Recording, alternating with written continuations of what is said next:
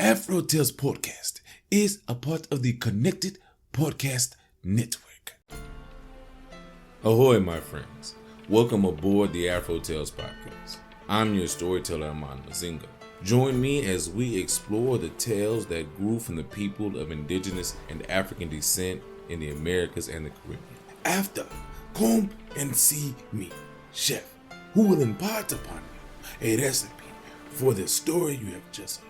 So with no further ado, let us set sail on this new age of exploration.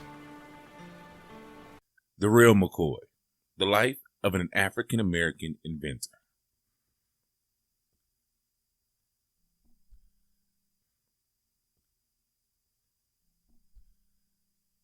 Where did the expression, the Real McCoy, come from? There are many legends surrounding the origin of the phrase, one of which revolves around Elijah McCoy, a successful African-American inventor. In his lifetime, Elijah McCoy patented over 50 inventions, none of which was more famous than his automatic oil cup, which eventually became standard equipment for most locomotives and heavy machinery. There were many imitations of McCoy's oil cup, but engineers knew that the model based on McCoy's design was the best of its kind. Hence, they asked for the Real McCoy. This may have been the inspiration for the expression, which has come to mean the genuine article or the real thing. Many details about Elijah McCoy's personal life have been lost over the years.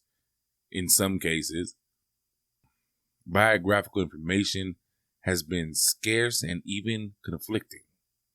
The story of Elijah McCoy's life presented here reflects a composite of existing information we have been able to authenticate. Wendy Toe. Elijah McCoy was born in Colchester, Ontario, Canada, on the 2nd of May, 1844, to George and Emily McCoy, former slaves who had escaped from Kentucky via the Underground Railroad. The McCoys made the dangerous journey to Canada in search of freedom and a new home. To support his growing family, Elijah's father, George McCoy, joined the Canadian Army and fought in the 1837 Rebel War. In return for his loyal service, he was given 160 acres of farmland. Elijah and his brothers and sisters were raised on that farm as free Canadian citizens. Educating their children was extremely important to Elijah's parents. The laws in the United States made it illegal for slaves to learn how to read and write. In their new country, the McCoys had high hopes for their children. They were property owners. And as a householder, George McCoy could vote. He could send his children to public school. Elijah attended a school for black children in Colchester, Ontario, where he learned to read and write. From a young age, Elijah was especially interested in the ways mechanical devices worked. He liked to take machines apart and put them back together. Elijah's parents realized he had a special talent for working with tools and machines.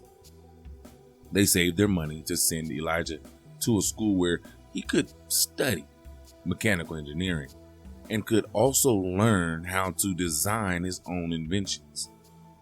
That school was in Edinburgh, Scotland. In 1860, when he was only 16 years old, Elijah traveled 3,000 miles across the Atlantic Ocean to study engineering in Scotland. While Elijah was studying abroad, the Civil War in America broke out. President Lincoln issued the Emancipation Proclamation during the war. This was the first step toward freeing slaves in America.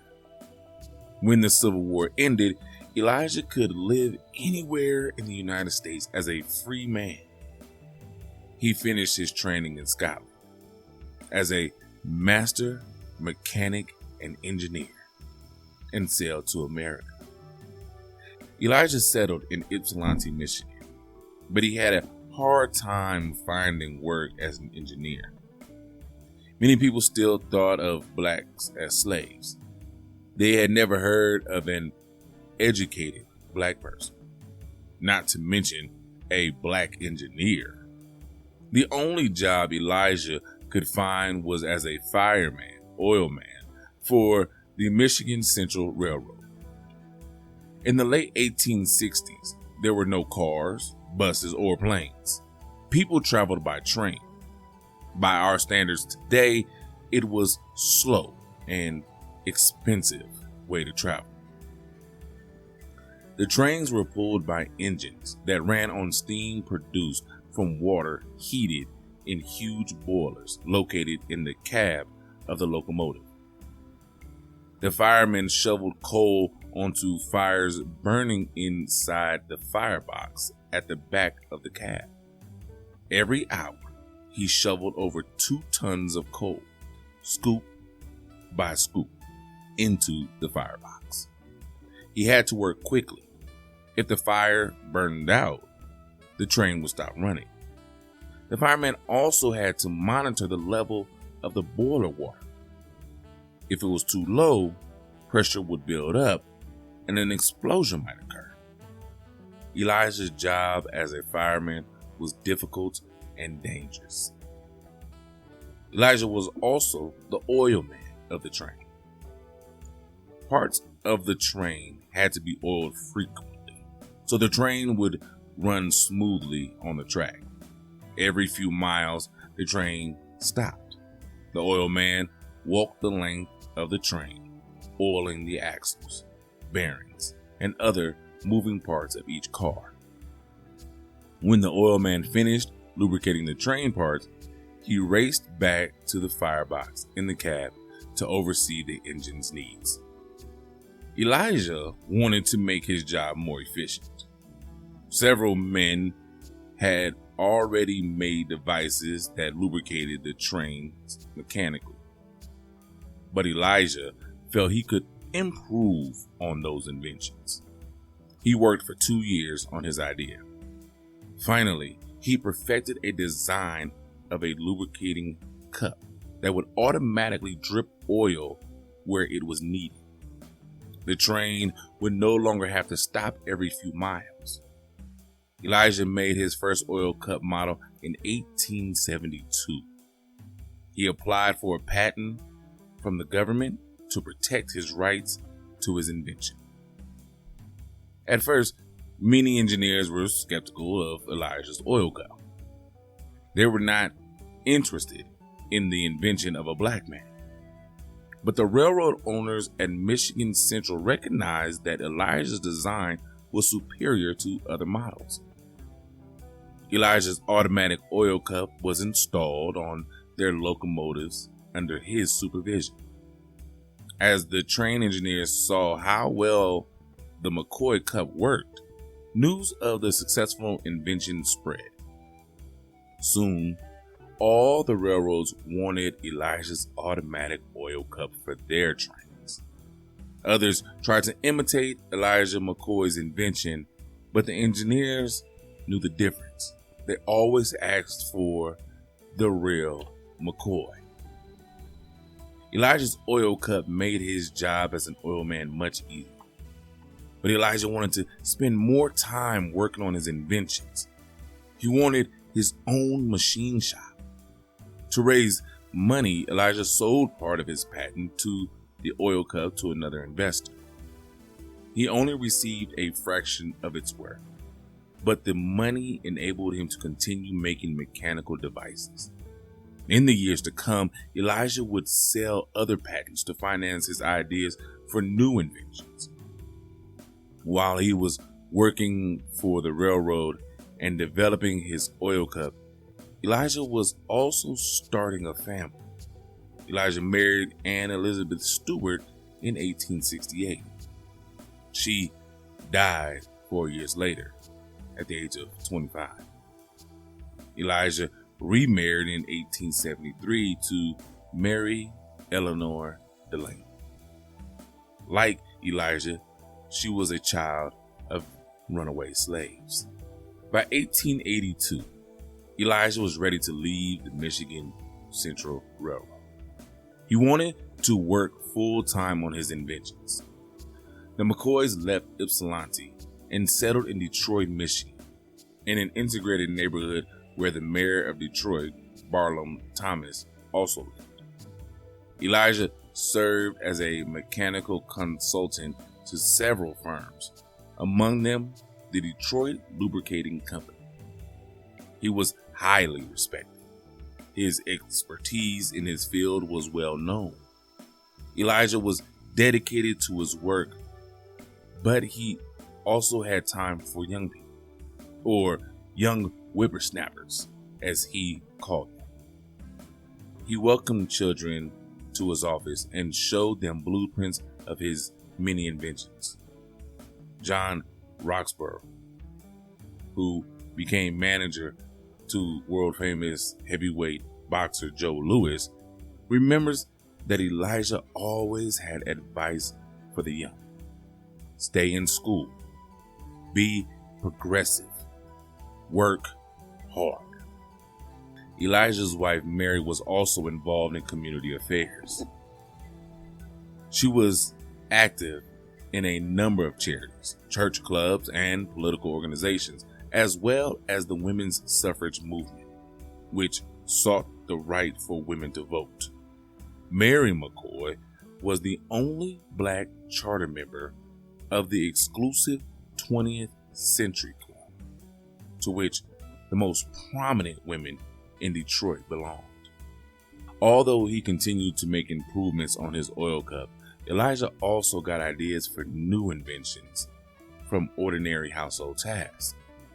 When Mary needed a place to iron clothing, Elijah came up with the idea of an ironing table. This was probably the first portable ironing board. When Elijah thought about finding a faster way to water the grass, he invented a lawn sprinkler. Even his own shoes gave him an idea. Elijah noticed that the rubber heels on his shoes wore out very quickly. So he decided to invent a better rubber heel. He also made designs for tires and tire treads.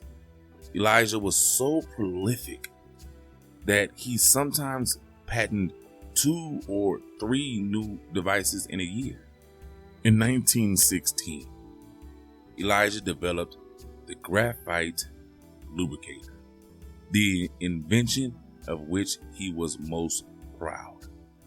At this time, a new type of locomotive, the superheater, was being used to pull trains.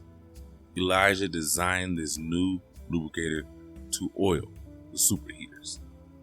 In 1920, Elijah McCoy established his own company, the Elijah McCoy Manufacturing Company, specifically to manufacture and sell his graphite lubricator.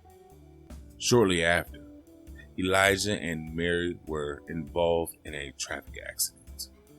Mary never fully recovered from her injuries and died in 1923.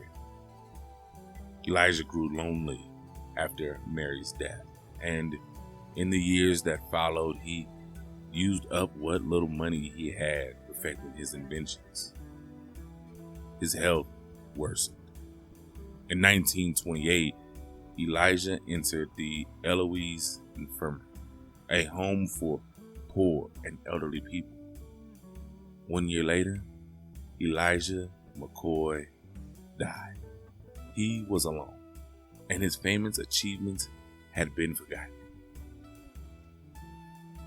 But Elijah McCoy's legacy to American technology and innovation remains with us today.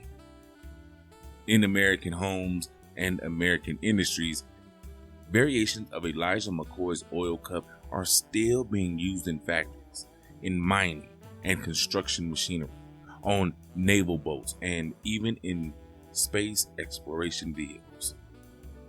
In 1975, the city of Detroit celebrated Elijah McCoy Day by placing an historic marker at the site of his home and by naming a street Elijah McCoy Drive in his honor.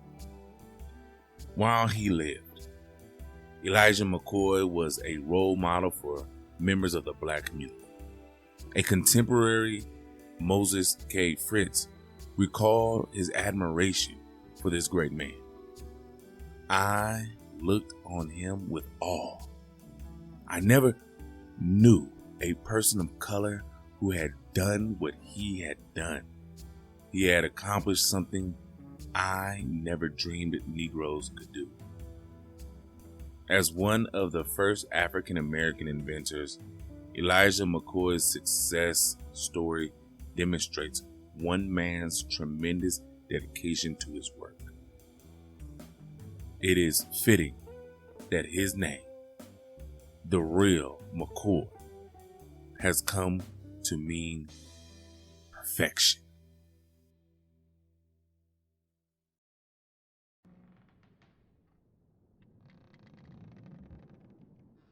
Wow, that is a wonderful story about Elijah McCoy. The book is The Real McCoy, The Life of an African American Inventor by Wendy Tao and Will Clay. There are some stories that are perfect for Black History Month, and The Real McCoy, Elijah McCoy, is one of them.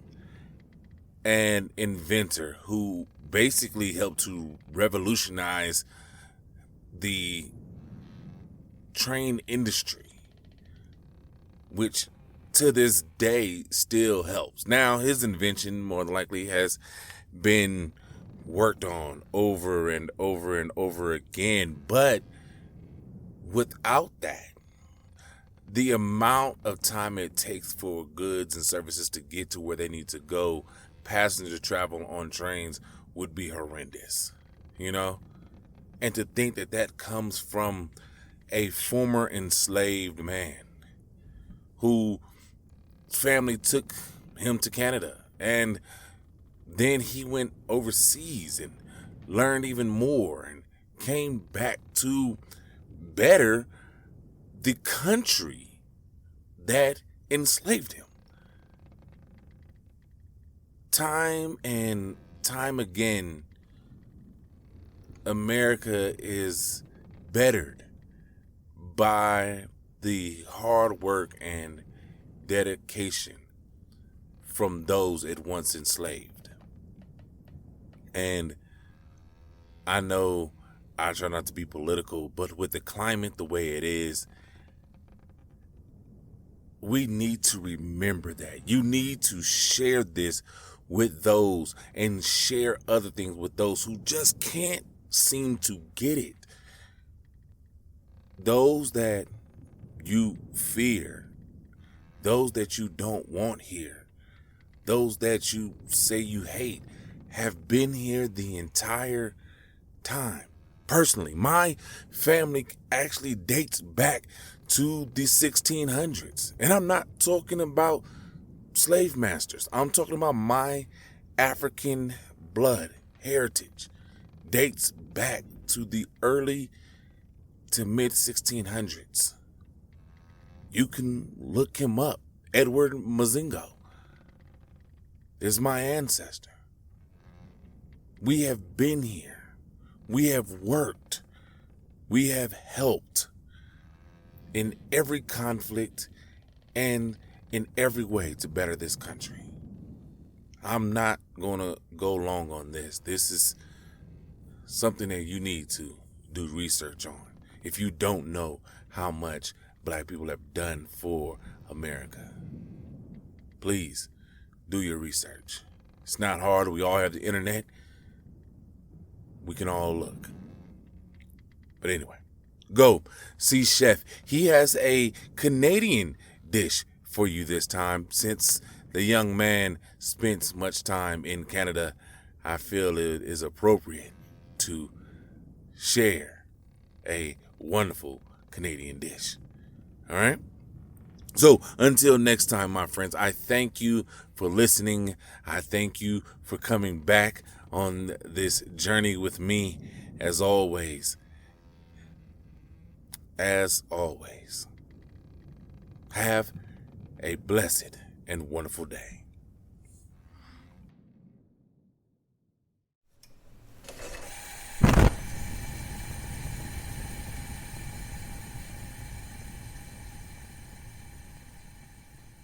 Welcome, my friends, to the galley. I am your chef, and today we have a wonderful recipe inspired by the story you have just heard.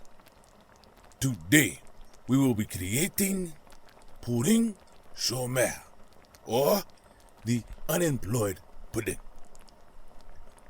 Now, what do we need for this tasty recipe?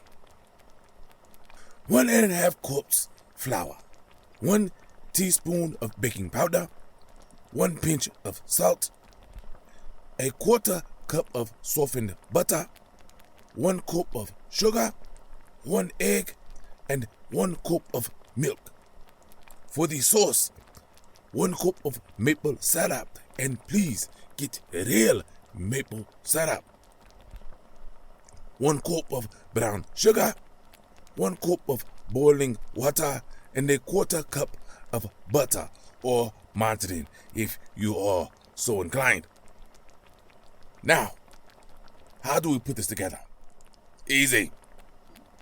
First, preheat the oven to 325 degrees Fahrenheit or 160 degrees Celsius. Butter a 13-inch by 9-inch baking dish. In a bowl, mix the flour, baking powder, and salt. In another bowl, beat the butter with sugar and egg until the mixture is smooth. Incorporate alternately the flour and milk. Pour the mixture into the mold and set aside. Now, prepare the sauce. In a saucepan, heat over medium heat. Mix all the sauce ingredients and bring to a boil.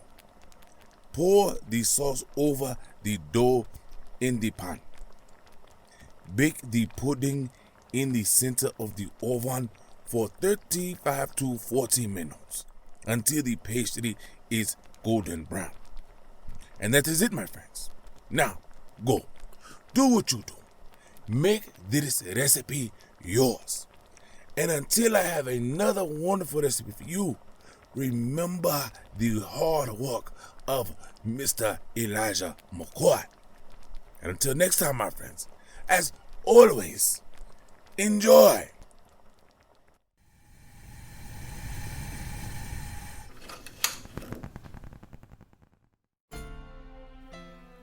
Thank you, my friends, for coming on this voyage.